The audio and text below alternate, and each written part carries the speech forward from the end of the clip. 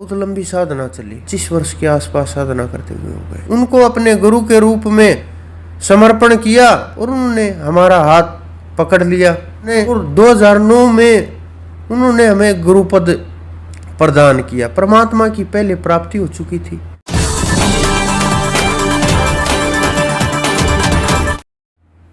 नमस्कार दोस्तों, मैं पंकज। आज हम पहुंचे हैं गतौली में। गांव गतौली है जुलाना से 4 किलोमीटर आगे, और यहाँ है गोविंद धाम। गोविंद धाम की स्थापना हमारे साथ गुरु रणदीप जी बैठे हैं, इन्होंने की है। आइए इनसे बात करते हैं। गुरु जी प्रणाम। जी प्रणाम। गुरु जी, सबसे पहले तो हमें अपने जीवन के बारे में बताएं कि आपकी शुरुआत, आप अभी उम्र भी नहीं हुई है, आपकी उम्र भी ठीक ठाक है। ऐसी वृद्धावस्था में हमारे यहाँ कहते हैं कि भाई जब बूढ़े हो जाओ तब वानप्रस्थ में जाते हैं। दूसरा, भगवा बाणा नहीं दिखाई देता है। आप आध्यात्म में अगर आए हो, आपका जीवन कैसे शुरू हुआ? जीवन आपका किस तरह की परिवार में बीता है, और आपका जो जवानी है वो कैसी रही, और अब यहाँ आध्यात्म तक आने का आपका सफ़र कैसा रहा? जो हमारा परिवार है वो आर्य समाज के साथ जुड़ा हुआ, पहले भी आज भी। जब शुरुआत हुई तो हमारा परिवार मूर्ति पूजा वगैरह को कुछ नहीं मानता था, लेकिन यज्ञ से जुड़े हुए थे, धर्म से जुड़े हुए थे, वेदों से जुड़े हुए थे। मेरे दादाजी वो हिंदी के टीचर थे, उनको जानकारी थी, समझ थी, वो पढ़ाते भी थे और वेदों को भी जानते थे। तो हम उसी की शुरुआत में चलते हुए फिर मैंने बीए किया, फिर खोज शुरू की, फिर गीता की तरफ ध्यान गया।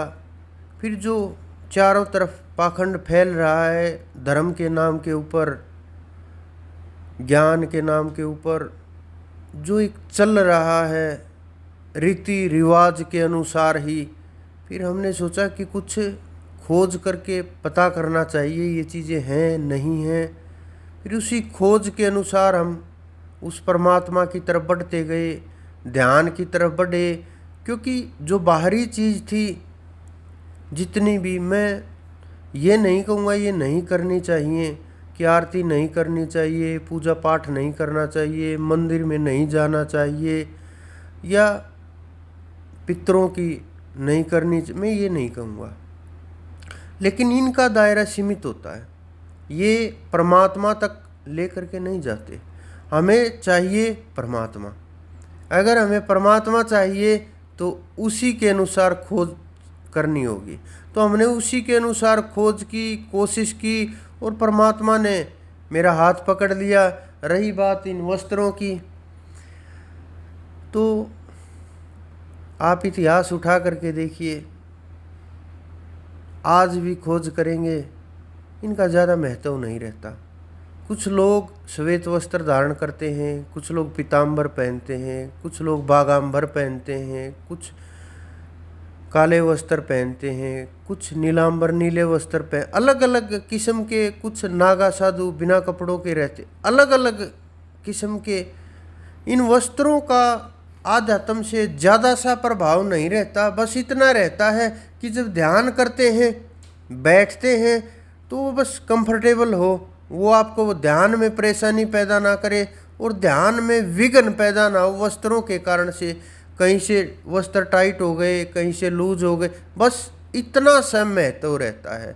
और रही बात अवस्था की, तो आपको तो ये सवाल ही नहीं करना चाहिए था, क्योंकि हमारा जो धर्म है सनातन, उसमें तो ध्रुव को देख लीजिए आप, प्रहलाद जी को देख लीजिए, सुखदेव को देख लीजिए, सनक सनंदन सनत कुमार को देख लीजिए।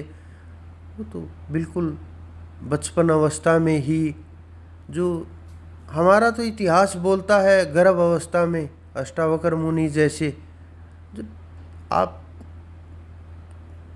अंदर तक जाओगे, तह तक जाओगे, आपको पता चल जाएगा कि आध्यात्म, परमात्मा, साधना, ध्यान, भक्ति, भाव, ये किसी उम्र आयु के मोहताज नहीं होते। किसी भी आयु में ये क्या पता कितने जन्मों का प्रभाव होता है। और जब उसकी कृपा बरसती है तो एकदम से बीज की तरह से, जैसे भूमि में बीज पैदा हो जाता है, ये भक्ति उत्पन्न हो जाती है। आपके बारे में जो हमें सुनने में आया वो ये कि आप अपने जवानी के दिनों में, अभी भी जवान हैं, तो आप रेसलिंग किया करते थे, खेलते थे। खेल के बाद उपरांत आपने दीक्षा जो है कहाँ से ली और क्या प्रेरणा स्रोत रहा? खेल, ये हरियाणा है, यहाँ हर कोई जब बच्चा जवान होने लगता है 12-13 वर्ष की आयु में, वो भी ज़्यादा बोल दिया मैंने, जब होश आने लगता है तो रेत में खेलने लगते हैं। और यहाँ जो मुख्य होता है वो भागना, दौड़ना, कबड्डी, रेसलिंग, मतलब ये जो चीज़ें होती है ना, ये हरियाणा के, मतलब जिस प्रकार से शरीर में खून का प्रभाव होता है, नसों का प्रभाव होता है, तो ये बस गया है। तो ये केवल हम नहीं करते, आप देखोगे चारों तरफ तो आपको नज़र आ जाएगा सब कुछ। हमने भी कोशिश की, हम भी उसी के अनुसार जितना हमारा प्रयास रहा कि हमें भी करना चाहिए, हमने किया।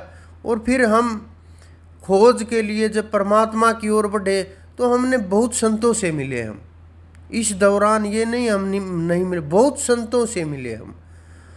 हमने बहुत से बातें भी की परमात्मा के विषय के ऊपर, हमने उनसे सवाल भी किए, प्रश्न किए, उनकी खोज के विषय में पूछा, चढ़ाई के विषय में पूछा, आध्यात्म के विषय में पूछा, आत्मा परमात्मा, जितने ज्ञान के प्रश्न आप सब लोगों के हृदय के अंदर होते हैं, हमारे अंदर भी वही थे। हमने खोज की, लेकिन कोई कहीं किसी प्रकार से, कोई वस्त्रों के अंदर फंसा हुआ मिला, कोई आश्रमों में फंसा हुआ मिला, कोई मठों के अंदर फंसा हुआ मिला, कोई किसी न किसी प्रकार से। तो कोई जो बहुत बड़े कि हाँ हम हैं, वो वहाँ तक मुझे हो सकता है वो पहुँचे हुए हों, लेकिन मुझे एहसास नहीं हुआ कि वो उस स्थिति के महापुरुष हैं जो वो बोल रहे हैं। तो मैंने खोज के लिए एक सबसे सरल जो सनातन में है कि जब कोई भी अगर गुरु समर्थ नज़र ना आए तो परमात्मा के श्री चरणों में अपनी बागडोर सौंप देनी चाहिए। तो मैंने भी बस इतना ही किया कि परमात्मा के अपना जो गुरु था उनको धारण किया, क्योंकि बिना गुरु के उसकी प्राप्ति संभव नहीं हो सकती और वो नहीं मिल सकता। तो मैंने उनको अपने गुरु के रूप में समर्पण किया और उन्होंने हमारा हाथ पकड़ लिया। गुरु के रूप में आपने परमात्मा को धारण किया, इसकी शुरुआत कहाँ से हुई? आपने शुरुआत कहाँ से की? ये जब ध्यान की शुरुआत हुई तभी से ये शुरुआत हुई, जब खोज की शुरुआत हुई तभी से ये शुरुआत हुई। क्योंकि हम बहुत वृंदावन के अंदर भी गए, हम ऋषिकेश के अंदर भी गए, हरिद्वार के अंदर भी गए, हम राजस्थान के अंदर भी गए, हिमालय के अंदर भी गए, हम बहुत जगह पहाड़ों में भी गए, जहाँ जिसने बताया कि वहाँ उच्च कोटि के संत हैं और वो उनको परमात्मा प्राप्त हो गया है, वहाँ हमने जहाँ तक हम खोज कर सकते थे वहाँ हमने पूरी कोशिश की। जो 20-20 साल से खड़े थे राजस्थान के अंदर, बहुत से आज भी तपस्वी हैं, मैं उनसे भी मिला। राजस्थान के अंदर नागाओं के डेरे हैं, मैं उनसे भी मिला, जो जिन्होंने ये कहा कि हाँ ये कुछ भी परमात्मा को प्राप्त करा सकता है। मुझे और किसी वस्तु की ना इच्छा थी ना आवश्यकता थी, परमात्मा ने सब कुछ दिया, ना भी दिया था तो मुझे इन चीज़ों का कभी उस तरफ हमने सोचा ही नहीं। घर वालों ने दबाव डाला कि नहीं नौकरी करनी चाहिए, प्रयास करना चाहिए, मतलब बहुत कोशिश की घर वालों ने, जो सब करते हैं, लेकिन उस ओर हमारा ध्यान कम ही था। तो हम उस खोज में लगे हुए थे। उसी खोज जब हमें ये पता चला कि ये सिद्ध है, हम जा कर के मिले, हमने उस ब्रह्म के विषय के ऊपर चर्चाएं की, हमने पूछा निष्काम पद कैसे प्राप्त होता है, क्या स्थितियां होती हैं, जवाब नहीं दे पाए। बस ये कह के कि जब आपको आवश्यकता होगी आपको पता चल जाएगा, ये घुमाने फिराने वाली बातें। हम उससे संतुष्ट नहीं हुए तो हम परमात्मा की ओर मुड़ गए और हमने श्री कृष्ण जी को अपना गुरु मान के उनको गुरु धारण कर लिया। कितने वर्ष हुए हैं आपको? मुझे साधना करते हुए करीब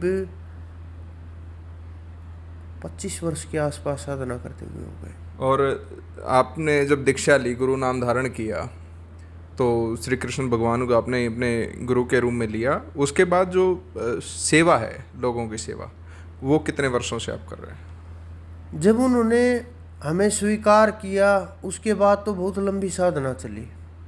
ये नहीं कि उन्होंने हमें स्वीकार कर लिया और परमात्मा मिल गया, और श्री कृष्ण जी ने जब हमें स्वीकार किया तो हमने अगले दिन ये सब शुरू कर दिया। नहीं, वहाँ से तो साधना शुरू हुई, फिर साधना शुरू हुई, फिर ध्यान का और टाइम बढ़ा, फिर उनके आदेश आने लगे कुछ समय के बाद कि अब ये करना है, अब वहाँ चलना है, आज इतना टाइम लगाना है, आज ये नहीं करना, उस तरफ नहीं जाना, आज उससे मिलना है, आज वो देवता आएंगे, आज काल से निकलेंगे, आज महाकाल आएंगे। मतलब जितने देवी देवता, वो हाथ पकड़ करके वहाँ से चढ़ाई शुरू हुई थी। जब वहाँ से चढ़ाई हमारी शुरू हुई तो फिर ज़्यादा टाइम लगा, करीब उन्होंने स्वीकार करने के बाद भी करीब 4-5 वर्ष लगा दिए।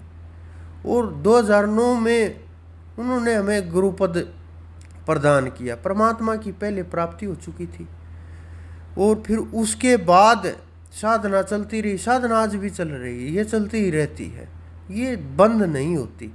सिद्ध हो गए, परमात्मा मिल गया, पूर्णता की प्राप्ति, तो भी साधनाएं चलती रहती हैं, क्योंकि जब भी मन अपने आप ही एकाग्र रहता है, अपने आप ही हो जाता है, साधना अपने आप ही हो जाती है। तो फिर 2009 में उन्होंने कृपा की, मैंने मना कर दिया कि मैं ये काम नहीं करूँगा। उनका आदेश आया कि ये तो करना ही होगा, मैंने मना कर दिया, मैं बिल्कुल भी नहीं करूँगा, आप जितना मर्जी जो कीजिए, मैं इसमें नहीं घुसूँगा। और ये बहुत बड़ी बंधन की चीज़ें हैं, और इसमें आदमी फंसने के बाद पैसे में, लड़कियों में, स्त्रियों में, और धर्म के नाम के ऊपर और धंधा में, इस प्रकार का मोह के अंदर कि पहले एक परिवार था, फिर धीरे धीरे बाहर निकले, 100 लोग जुड़े, वो भी परिवार बन गया, फिर 500 लोग जुड़े, फिर 1000 जुड़े, फिर 5000, 10,000, बढ़ता जाएगा इस प्रकार से। तो ये भी तो परिवार ही है, ये भी तो बंधन ही हो जाएगा। तो मैंने इसलिए ये करने की बिल्कुल मना कर दिया साफ कि मैं ये काम नहीं करूँगा। लेकिन उन्होंने कहा कि किसी न किसी को तो कोई न कोई तो करेगा ही, या तो गुरुपद हो नहीं हो तो कम से कम एक तो अपने जैसा तैयार करना ही होगा कि परमात्मा की प्राप्ति जिसको हो जाए। मैंने कहा मैं कोशिश कर सकता हूँ कि एक। उन्होंने कहा जब एक ही हो जाएगा तो फिर सोचना क्या है, आपको जो मिला है लोगों के लिए मिला है, आप लोगों के ऊपर उनका भलाई का काम करो, और मैं साथ हूँ। मैंने कहा नहीं, कोई साथ नहीं खड़ा होगा। जब फंसता है ना माया के अंदर जीव, कोई साथ मिलेगा नहीं। मैंने मना कर दिया। फिर बहुत टाइम लगा, करीब 3 से 4 वर्ष लग गए उनको ये कहते हुए, वो बोलते रहे, मैं मना करता रहा। फिर वो समय आया, हम ध्यान के अंदर थे, हमें नित्यानंद जी मिले, और उच्च कोटि के महात्मा, बहुत ऊंची स्थिति के। उस दिन नित्यानंद जी के साथ मुलाकात, उन्होंने कहा नित्यानंद जी आएंगे। मैंने उनके साथ मुलाकात की, बात हुई हमारी किसी विषय को लेकर के, और चढ़ाई के ऊपर भी बात हुई। मैं ज़्यादा बड़ी बात नहीं कहूँगा यहाँ, वो इतिहास समय आने वाला बताएगा कि क्या था क्या नहीं था। तो उस समय के ऊपर उन्होंने फिर मुझे आदेश किया कि अब स्थिति नीचे नहीं आएगी, कुछ भी करते रहो, कैसे भी रहो, स्थिति नीचे नहीं आएगी। जीवन मुक्त हो चुके, कि जो वो चैन थी वो टूट चुकी, दोबारा से जन्म नहीं होगा। चाहे आप संसार में रहो, ये काम करो मत, कुछ भी करो। इस प्रकार से जब उन्होंने बोला तो फिर हमने फिर भी कुछ 1 वर्ष तक फिर भी कुछ नहीं किया। फिर धीरे धीरे मेरे सामने लोग आते, मैं चलते चलते किसी से मिलता, अपने आप ही किसी को कोई दिक्कत होती और अपने आप ही क्रिया प्रतिक्रियाएं शुरू होने लगी, अपने आप ही रिजल्ट आने लगे। मैं कुछ, क्योंकि मैं सिद्धियों का प्रयोग नहीं करता, क्योंकि ये सिद्धियां तो बाहर ही खड़ी रहती हैं जिनको परमात्मा की प्राप्ति हो जाती है। तो उन ये चीज़ें होने लगी, प्रभाव होने लगा एक एक, फिर धीरे धीरे ये सब चीज़ें आप देख रहे हो, ये सब कुछ होता चला गया। 2009 में आपने शुरुआत कहाँ से की और यहाँ जो आश्रम है अभी ये कितने समय से है? ये 2009 में हमने शुरुआत नहीं की। 2009 में तो हमें गुरुपद मिला था बद्रीनाथ के अंदर, उन्होंने हमें गुरुपद प्रदान किया था स्वयं भगवान नारायण ने। तो फिर उसके बाद हम 3 साल तक फिर हमने कोई काम नहीं किया कि हम काम इस तरफ हम जाएंगे ही नहीं। हम अपनी साधना में लगे रहे और ध्यान में ही जितना भी ज़्यादा समय लग सकता था उतना लगाया। 2000 करीब 3 वर्ष बाद फिर ये शुरू हुआ। फिर हम पहले गांव में थे, गांव के बाद लोग बढ़ने लगे, भीड़ बढ़ने लगी, संगत के लोग आने लगे, दुख कष्ट, ये हम प्रचार प्रसार हमने कुछ नहीं किया, लेकिन माउथ टू माउथ कि अरे हम ठीक हो गए आप भी चलो, हम ठीक हो गए आप भी चलो। इस प्रकार से जुड़ते जुड़ते आज आप लोग देख रहे हैं कितने लोग हर रोज़ बढ़ते जा रहे हैं। ये करीब यहाँ हमने करीब 4 वर्ष पहले हम यहाँ आए होंगे, तो करीब 4 वर्ष हमें यहाँ आए हुए हो गए। और तब से ये सरकार ने भी कोशिश की, लोगों ने भी कोशिश की कि रोक दिया जाए, तोड़ दिया जाए, सब कुछ मतलब जितना जो कर सकते थे।